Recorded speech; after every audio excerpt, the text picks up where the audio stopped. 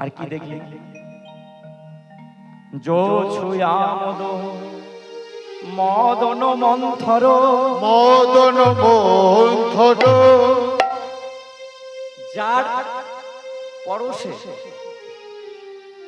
যার স্মরণে মদন মদন এই কামনা, এই মাতলামি, আমাদের যে মাতলামি মদ মাতলামি রয়েছে, সেই মদ কমে যাবে, উন্মাদনা কমে যাবে। আমি টাকা রোজগার করে যাচ্ছি, বুঝলেন? আমি টাকা আজকে রোজগার করে যাচ্ছি, 1 লাখ 2 লাখ 5 লাখ 10 লাখ, কিন্তু কেন করছি তার কোনো গ্যারান্টি নেই। কেন করছি? এই যে একটা মাতলামি রয়েছে, আমি নেশা করে যাচ্ছি, লেখা রয়েছে ক্যান্সারের কারণ, কিন্তু কেন খাই তা জানি না। খাচ্ছি, কেন খাচ্ছ? আনন্দ, আনন্দ হচ্ছে। তাই যার যার কোনো জীবনের লক্ষ্য নেই, যার কোনো স্থিরতা নেই, এই মাতলামি, কামনার মাতলামি এই কমে যাবে। তাই তো বলছে যো ছুঁই আমোদ মদন মদ মন্থর, ভনত হি গোবিন্দ দাস। গোবিন্দ দাস। আর কি দেখলি? আর কিছু দেখিস নি? বলে হ্যাঁ, আর দেখবো না কেন? তবে শোন, আমি দেখলাম বধুর ওই যে চরণে রয়েছে, বধুর দুটি চরণ, দুটি চরণ। এবার বধু যখন ভাবে পা তুলে দাঁড়িয়েছিল না, কদম্বে হেলান দিয়ে, আমি ওই চরণে ডান চরণ আর বাম চরণ মিলে মোট 19 খানা চিহ্ন দেখলাম। ডান চরণে রয়েছে 11টি চিহ্ন, আর বাম চরণে রয়েছে 8টি চিহ্ন। বলবো? হ্যাঁ বলো বলো। বলি একটু। জানিস সখী, বধূ যখন দাঁড়িয়েছিল, ওই বাম চরণে 8টি চিহ্ন দেখলাম। তা শোন, 8টি চিহ্ন কি কি কি দেখলাম? প্রথমে দেখলাম অর্ধচন্দ্র, অর্ধ চাঁদ, বাম চরণ বর্ণনা করছে, তলে অর্ধচন্দ্র চিহ্ন দেখলাম। এই অর্ধচন্দ্রটা এলো কোথা থেকে?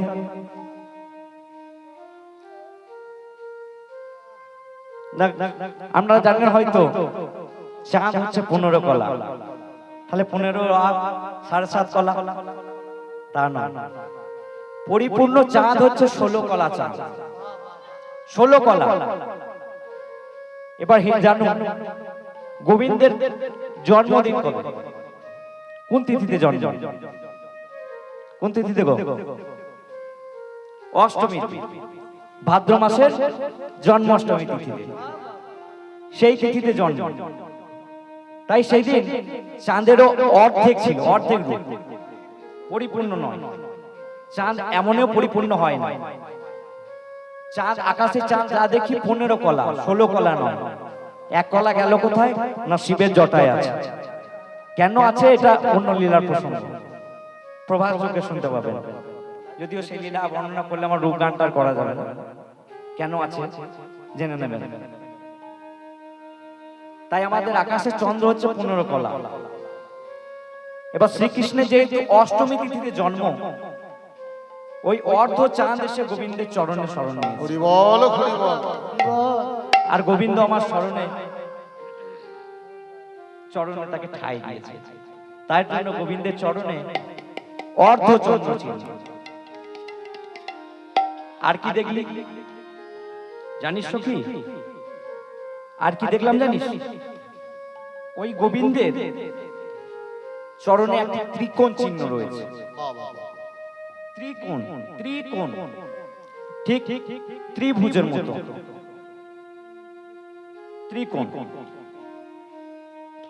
এই ত্রিকোণ কেন না? অনেকে এরকম ব্যাখ্যা দেয় যে ত্রিকোণ হচ্ছে সত্য, রজ আর তমের প্রতীক। সত্য, রজ এবং তম, এই তিন গুণের প্রতীক। সত্য গুণ গারা, যারা গোবিন্দকে বিশ্বাস করে, যারা গোবিন্দের ভরসা করে, তারা হচ্ছে সত্য গুণের প্রতীক। রজগুণ কারা, যারা নাস্তিক ধরনের, তারা হচ্ছে রজগুণ। আর তমক যারা, তম হচ্ছে তামসিক, যারা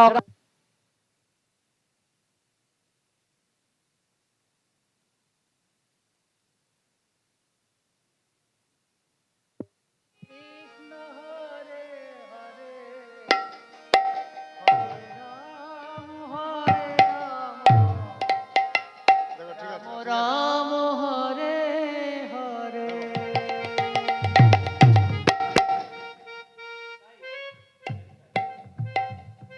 লিখে দিতে হবে।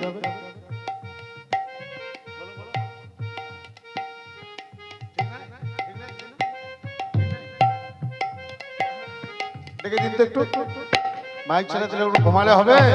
এই ত্রিকোণ হচ্ছে তিনটি গুণের প্রতীক, সত্যগুণ, রজগুণ আর তমগুণ। তমগুণ কারা বললাম? যারা তামসিক, আখাদ্য কুখাদ্য গ্রহণ করে, তারা হচ্ছে তমগুণ। আবার অনেকজনে এরকম ব্যাখ্যা দেয়, যেটা হচ্ছে ব্রহ্মজনী, ব্রহ্মজনী। তাই গোবিন্দের চরণে এই ত্রিকোণ চিহ্ন রয়েছে। আর কি চিহ্ন আছে?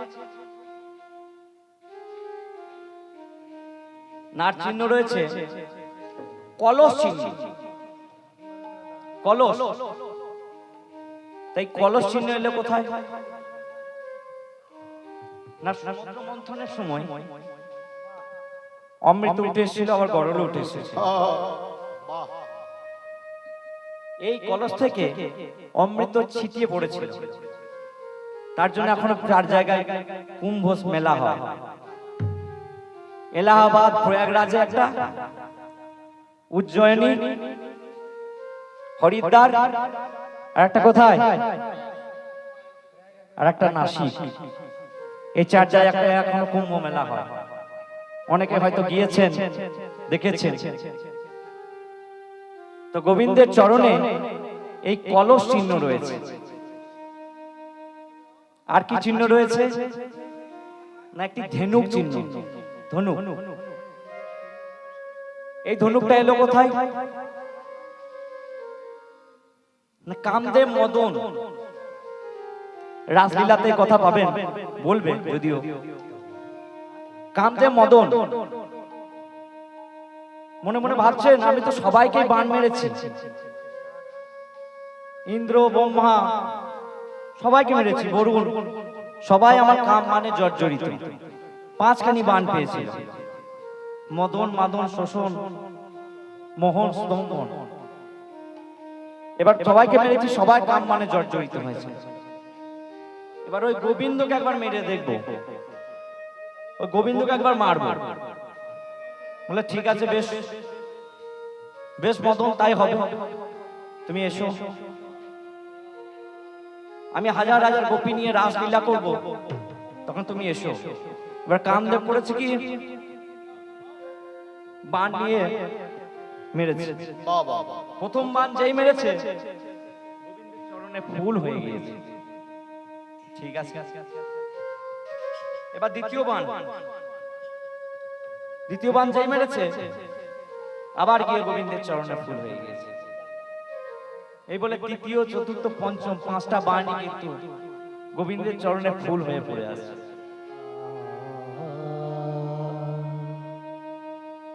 কারণ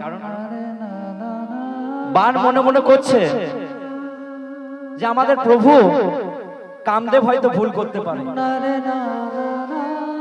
কিন্তু যিনি জগতের পতি, তাকে আমরা কাম মানবো, তাকে আমরা বাণে জর্জরিত করব। এবার কামদেব মনে মনে চিন্তা করছে, তাই তো, আমার এই 5টি বাণ যাকে মেরেছি, বাণে জর্জরিত হয়ে আমার বাণগুলি আমার কাছে ফিরে এসেছে। কি ব্যাপার, বাণ তো ফিরছে না, যাই গিয়ে দেখি। কামদেব গিয়ে হতো এর সর্বনাশ, আমার বাঁধ তো ভুল হয়ে গিয়েছে। সঙ্গে সঙ্গে গোবিন্দের হাতে পায়ে পড়ে, গোবিন্দ আমার ভুল হয়ে গেছে, গোবিন্দ তোমাকে আমি চিনতে পারিনি, আমার ভুল হয়ে গেছে। তোমাকে আমি কথা দিলাম আমি আমি আর এই বৃন্দাবনে আসবো না। পরক্ষণে চিন্তা করছে, তাই তো, বৃন্দাবনে আসবো না বললে তো হবে না। শোনো, বৃন্দাবনে আসবো, কিন্তু আমি এই বান আর ধেনুক আনবো না। এই ধেনুক আজ থেকে তোমার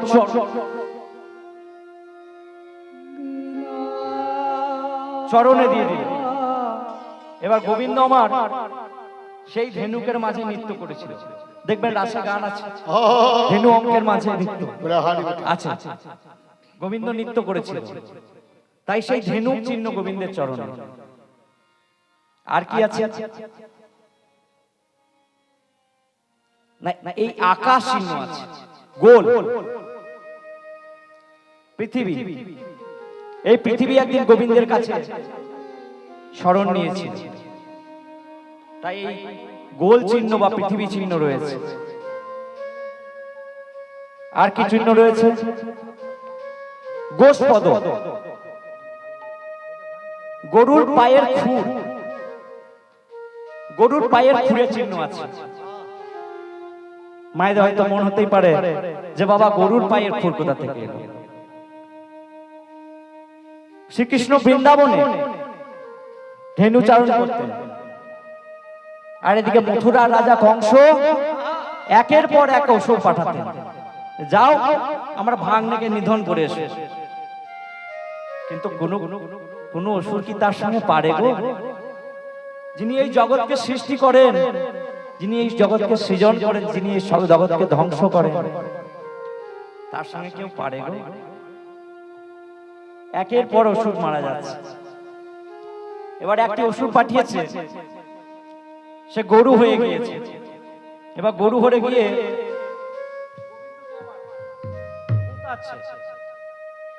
গোবিন্দকে গোঁতাচ্ছে। গোবিন্দ মনে মনে ভাবছেন, তাই তো, আমার ধেনুতে তো কখনো আমাকে গোঁতায় না, কি ব্যাপার? আর গোবিন্দের অত্যন্ত প্রিয় হচ্ছে গাভী, ধেনু। তাই তো প্রণাম মন্ত্রে বলেছেন, নম গো ব্রহ্মণ হিতায় চ জগদ্ধিতায় শ্রীকৃষ্ণায় গোবিন্দায় নমঃ। গোবিন্দায় নমঃ নমঃ। তাই গাভী হচ্ছে অত্যন্ত প্রিয়। এবার গোঁতাচ্ছে, গোবিন্দ মনে মনে করছে, তাই তো, আমাকে তো কেউ গোঁতায় না, তাহলে কি একই ধেনু নয়? গোবিন্দ লক্ষ্য করলেন যে আমার সব গাভীর ছায়া ছায়া পড়ছে, কিন্তু ওই যে গাভীটা আমাকে গোঁতাচ্ছে ওর তো ছায়া পড়ছে না। বুঝতে পারলেন এ কোনো ধেনু নয়, এ কোনো অসুর। গোবিন্দ করলেন কি, তার পাগুলো ধরে বন বন বন বন করে ঘুরিয়ে একদম ছুঁড়ে ফেলে দিলেন। এবার ফেলে সেখানে চেপে গোবিন্দ আমার নৃত্য করেছিলেন। তাই তার খুরের চিহ্ন গোবিন্দের চরণে। তাহলে কি কি হলো? অর্ধচন্দ্র, ত্রিকোণ দুটি, কলসি তিনটি, ধেনুক চারটি, গোল চিহ্ন পাঁচটি, গোষ্পদ ছটি, আর দুটি আছে বাম চরণে। আর দুটি কি কি? না, একটি হচ্ছে পুঁটি মাছ চিহ্ন, পুঁটি মাছ। এই পুঁটি মাছটি এলো কোথা থেকে? না, বিষ্ণু দশম অবতারের মধ্যে প্রথম অবতার হচ্ছে মৎস্য অবতার। মৎস্য অবতার। এবার মৎস্য অবতারে রাজা মনু তিনি ভেবেছেন আমি আজকে কিছু দান করব। এবার দান করার পরে তিনি স্নানে গেছেন, আর পুষ্করিণীতে যে স্নান করছেন অমনি একটি পুঁটি মাছ এসে তার হস্তের মধ্যে রয়ে গেছে। এবার পুঁটি মাছটিকে যেই জলে সরিয়ে দেবে পুঁটি মাছটির সঙ্গে সঙ্গে কথা বলে উঠল, রাজন, তুমি আমায় ফেলে দিও না, আমি পুষ্করিণীতে রয়েছি, আমাকে অন্য মাছেরা খেতে আসে, অন্য মাছেরা আমাকে খেতে আসে। দেখবেন সমাজে ঠিক তাই, কিছু বড় শ্রেণীর মানুষ নিচু শ্রেণীর মানুষকে শোষণ করে। অনেকদিন আগে পড়েছেন, যারা পড়েছেন একে কি বলে জানেন? অনেক সময় পুকুরে বড় মাছ ছোট মাছকে খেয়ে ফেলে, একে বলে মাৎসন নেই, মাৎসন নেই। তাই বলছে আমাকে খেতে আসে। রাজন, তুমি আমাকে এমন একটা নিরাপদ জায়গায় রাখো যেখানে আমার কোনো চিন্তা থাকবে না। বলে বেশ, আমি তো এত দান করছি, তবে যা, কে কে আছিস, যা আমার বাড়িতে যে জার রয়েছে, রাজা তো, ওই জারের মধ্যে রেখে দে পুঁটি মাছটিকে। এবার নিয়ে গিয়েছে, রেখেছে, রাখার মাত্র সে পুঁটি মাছটি আবার বিশাল আকার ধারণ করেছে। রাজাকে বলছে, রাজা, আমার যে এখানে অসুবিধা হচ্ছে, এখানে যে আমি থাকতে পারছি না। রাজা বললে বেশ বড় হয়েছে তো, ঠিক আছে, এই যা আমার যে সুইমিং পুল আছে, ওই সুইমিং পুলে গিয়ে নিয়ে রাখ, যা ওখানে গিয়ে রাখ। এবার নিয়ে গিয়েছে, সুইমিং পুলে ছেড়েছে। কিছুক্ষণ পরে দেখছে সুইমিং পুলেও বড় হয়ে গেছে। কি করবে? রাজন, আমার এই সুইমিং পুলেও জায়গা হচ্ছে না। বলে বেশ, আমার যে পদ্মের একটা দিঘি রয়েছে বড়, সেইখানে গিয়ে রাখ। এবার সেইখানে যখন রেখেছে, দেখছে সঙ্গে সঙ্গে পুঁটি মাছ বড় হয়ে গেছে, বিশাল আকার ধারণ করেছে। রাজা মনে মনে চিন্তা করছে, এ তো কোনো পুঁটি মাছ নয়। সঙ্গে সঙ্গে রাজা বলছেন, কে তুমি বলো, তুমি কে, আমাকে তোমার রূপে দেখা দাও। আমি জানি তুমি কোনো পুঁটি মাছ নয়, তুমি কোনো সাধারণ মাছ নয়, তুমি কোনো দেবতা। সঙ্গে সঙ্গে বিষ্ণু মূর্তিমন্ত হয়ে দাঁড়ালেন। রাজন, আমি এই পুঁটি মাছ হয়ে এসেছি, আমি তোমার অহংকার চূর্ণ করব বলে এই পুঁটি মাছ হয়ে এসেছি। রাজা বলে উঠল, প্রভু, তুমি পুঁটি মাছ হয়ে এলে অন্য কিছু হয়েও তো আসতে পারতে। আমার যে অহংকার হয়েছে, তুমি অন্য কিছু হয়েও আসতে পারতে। বলে না, আমি এই মৎস্য অবতারের প্রথম অবতারটাকে তোমাকে দেখিয়ে দিলাম। মৎস্য অবতারের প্রথমে পুঁটি মাছ হয়ে এসেছিল শ্রী বিষ্ণু। 10টি অবতার আছে, প্রথম অবতার পুঁটি মাছ হয়ে এসেছে। বলে তুমি আমার এই রূপটি দেখে রাখো, পরবর্তীকালে জগৎ ধ্বংসের পথে চলবে, তখন আমি এই পুঁটি মাছ একটি শিঙি মাছ রূপ ধারণ করব। আর শিঙি মাছের মাঝে তুমি একটি জাহাজে নোঙর করে তুমি এই জগৎ রক্ষা করবে। তাই 10ম অবতারের প্রথম অবতার হচ্ছে মৎস্য অবতার, আর তার মধ্যে হচ্ছে পুঁটি মাছ। তাই গোবিন্দের চরণে পুঁটি মাছের চিহ্ন রয়েছে। আর একটি চিহ্ন রয়েছে এই চরণে। কি চিহ্ন? না শঙ্খ চিহ্ন। শঙ্খ চিহ্ন। এই শঙ্খ চিহ্নটা এলো কোথা থেকে? না একজন দৈত্য ছিল। দৈত্যটা করতো কি? মুনি ঋষি যারাই যাগযজ্ঞ করতো না কেন, তাদের যাগযজ্ঞ ধ্বংস করে দিয়ে আবার তার শঙ্খের মধ্যে ঢুকে যেত। এই দৈত্যটার নাম কারো জানা আছে? এই দৈত্যটার নাম হচ্ছে পঞ্চজন। পঞ্চজন সমস্ত কিছু পণ্ড করে দিয়ে সেই শঙ্খের মধ্যে আবার ঢুকে যেত। এবার ভগবান বিষ্ণু দেখলেন, না, একে আর রাখলে চলবে না। তাকে তৎক্ষণাৎ তাকে নিধন করলেন, এবং নিধন করার পরে তার শঙ্খের উপর দাঁড়িয়ে প্রভু আমার নৃত্য করেছিলেন। তার শঙ্খটির নাম হচ্ছে পাঞ্চজন্য। দেখবেন গীতাতে প্রথম অধ্যায়ে লেখা আছে পাঞ্চজন্য শঙ্খ, মিলিয়ে নেবেন। আর দৈত্যটার নাম হচ্ছে পঞ্চজন্য। এই শঙ্খের উপর দাঁড়িয়ে নৃত্য করেছিল বলে তার চরণে হচ্ছে ওই শঙ্খের চিহ্ন রয়েছে। এই গেল বাম চরণে। আর ডান চরণে কি কি রয়েছে না, ডান চরণে রয়েছে 11টি চিহ্ন, বাম চরণে 8টি চিহ্ন বললাম পরপর, শেষ হচ্ছে শঙ্খ চিহ্ন। আর ডান চরণে রয়েছে 11টি চিহ্ন। ত্রিকোণ অষ্টিভঙ্গ, অষ্টকোণ চিহ্ন রয়েছে। অষ্টকোণ চিহ্ন কারা, কেন রয়েছে না, অষ্টকোণ অন্য কিছু নয়, এরা হচ্ছে অষ্টবসু। অষ্টবসু কারা, ধর, ধ্রুব, সোম, অনল, অনিল, সাবিত্র, প্রত্যুষ আর প্রভাস।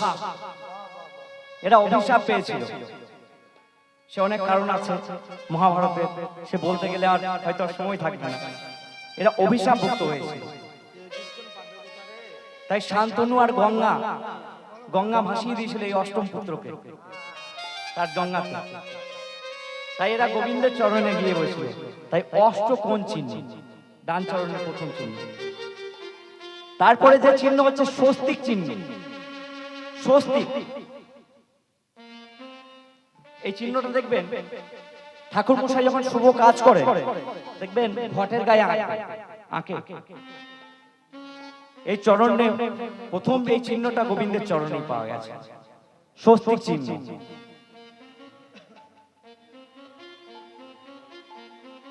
তিন নম্বর হচ্ছে চক্র চিহ্ন।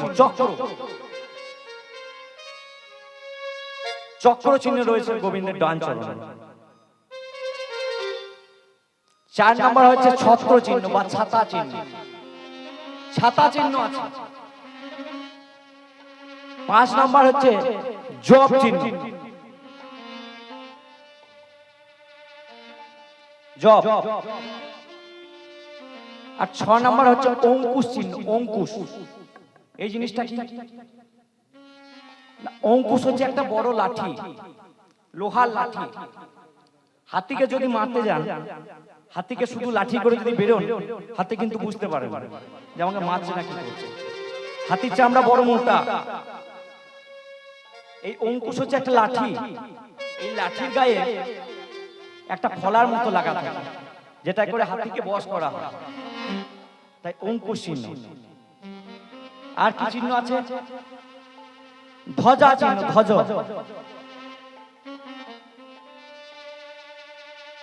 ধ্বজা চিহ্নটা এলো কোথা থেকে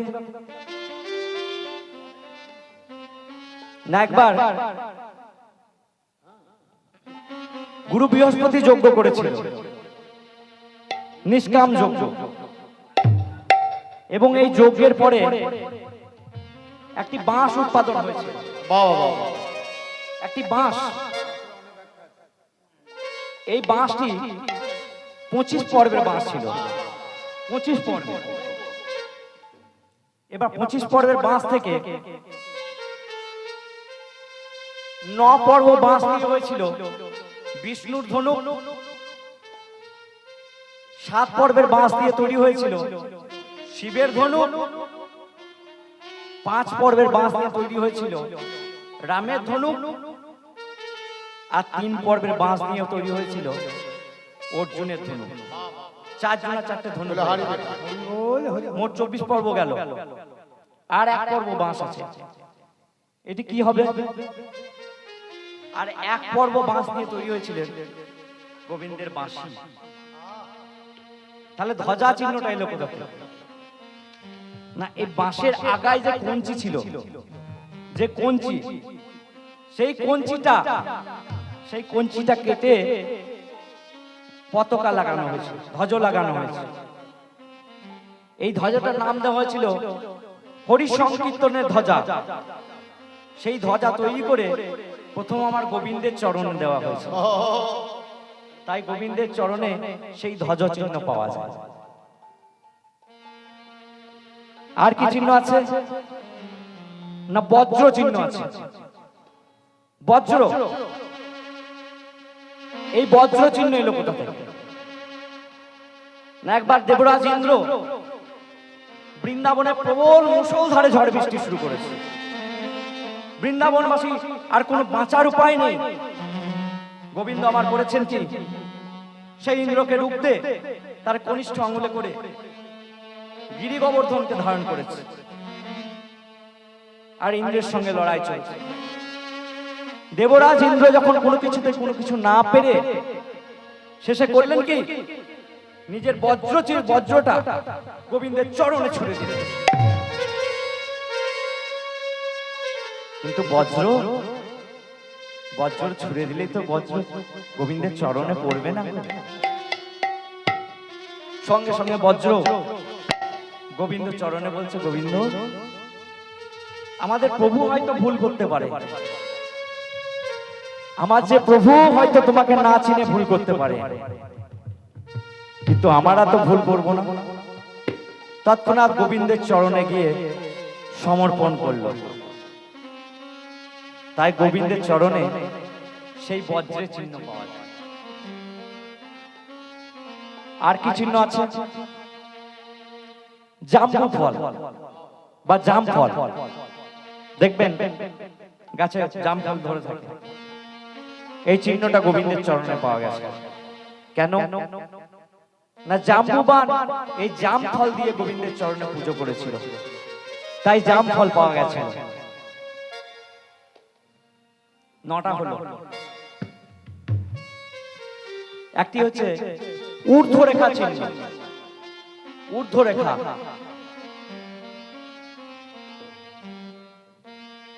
এই চিহ্নটার মাধ্যমে আমাদেরকে গোবিন্দ বোঝাচ্ছেন, যোগো জীব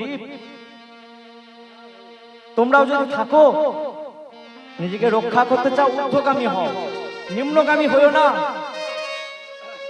নিম্নগামী হলে অতল পাতাল ভূতলে ঢুকে যাবে, আর ঊর্ধ্বগামী হলেই স্বর্গ। তোমরা ঊর্ধ্বগামী হও। তাই গোবিন্দের চরণে ঊর্ধ্বরেখা পাওয়া যায়। 10টি হলো। আর শেষে আর একটি রয়েছে, সেটি হচ্ছে অম্বুজম চিহ্ন, মানে পদ্ম চিহ্ন, শেষ চিহ্ন। তাই এই পদ্ম চিহ্নটা এলো কোথা থেকে না, মা লক্ষ্মী একবার বৃন্দাবনে গোবিন্দ সাধনার জন্য, মা লক্ষ্মীর প্রিয় ফুল হচ্ছে পদ্ম ফুল, গোবিন্দ সাধনার জন্য গোবিন্দকে পদ্ম ফুল নিবেদন করেছে, তাই পদ্ম ফুল চিহ্ন। এই গেল গোবিন্দের চরণে মোট 19টি চিহ্ন, ডান চরণ আর বাম চরণ। আর কি দেখলাম সজনী জানিস?